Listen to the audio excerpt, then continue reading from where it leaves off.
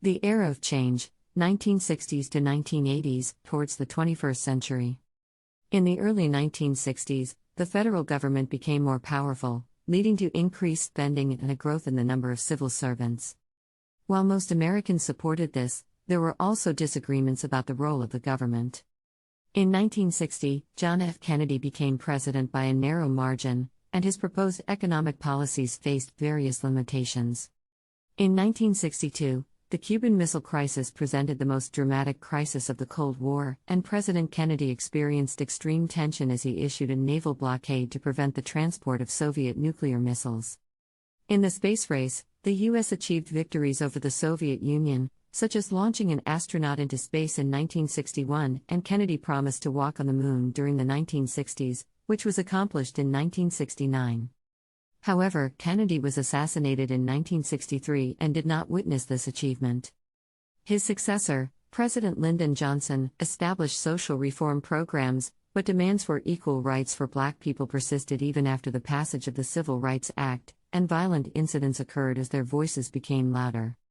The assassination of Martin Luther King Jr. in 1968 sparked nationwide riots and became a spark for racial unrest. President Johnson's popularity declined due to U.S. involvement in the Vietnam War, and he did not seek re-election. Richard Nixon was elected as president, and he worked to resolve various diplomatic issues with North Vietnam, such as negotiating a peace treaty, and established diplomatic relations with China and pursued détente policies. However, he was forced to resign from the presidency due to the Watergate scandal. Citizens' skeptical views of U.S. involvement in Vietnam led to opposition protests on college campuses. Since before the beginning of the 1980s, American society has undergone structural changes. The number of immigrants entering the country increased due to immigration policy reforms, and the service industry became an important trend. Many Americans, disillusioned by the politics, economy, and social trends of the 1960s and 70s, chose Ronald Reagan of the Republican Party as their president. As a result, the Republican Party gained a majority in Congress that had been controlled by the Democratic Party for 26 years. During his presidency in the 1980s, Reagan prioritized the reduction of federal government and excessive federal taxes, executing domestic policies accordingly.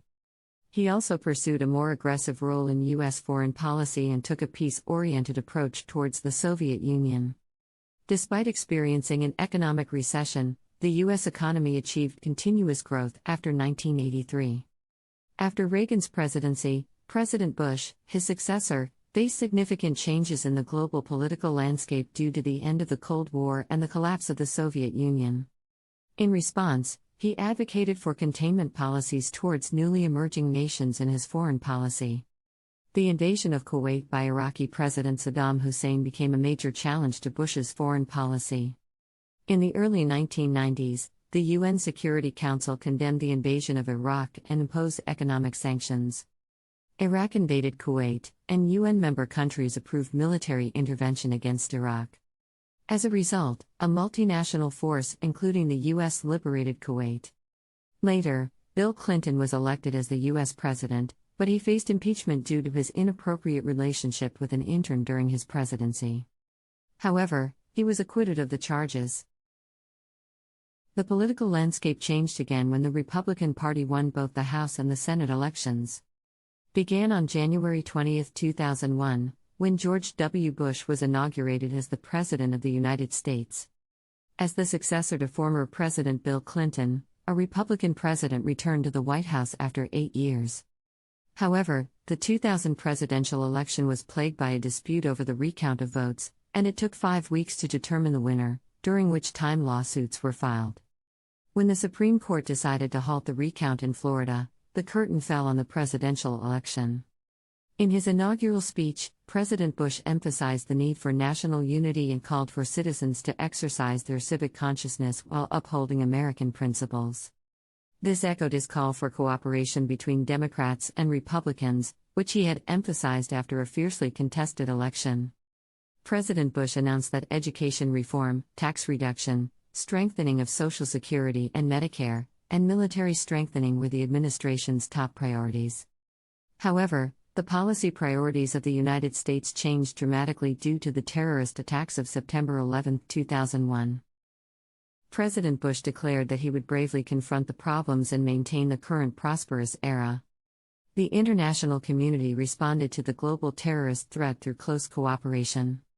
The North Atlantic Treaty Organization, NATO, declared that all member countries would provide necessary support, considering the attacks to be directed at all its members. The United Nations General Assembly and Security Council adopted a resolution condemning the terrorist attacks on the United States and calling for retribution. The U.S. responded using all possible national and international means, including diplomacy, law enforcement, intelligence agencies, financial investigations, military action, and humanitarian aid. The U.S. government identified al-Qaeda and Osama bin Laden as responsible for the 9/11 terrorist attacks and embarked on a comprehensive retribution against al-Qaeda, its affiliated groups, and support organizations. In early October 2001, the U.S. military launched Operation Enduring Freedom in Afghanistan. Additionally, in his 2003 State of the Union address, President Bush warned that if Iraq did not dispose of its weapons of mass destruction, a multinational force would be formed to take military action.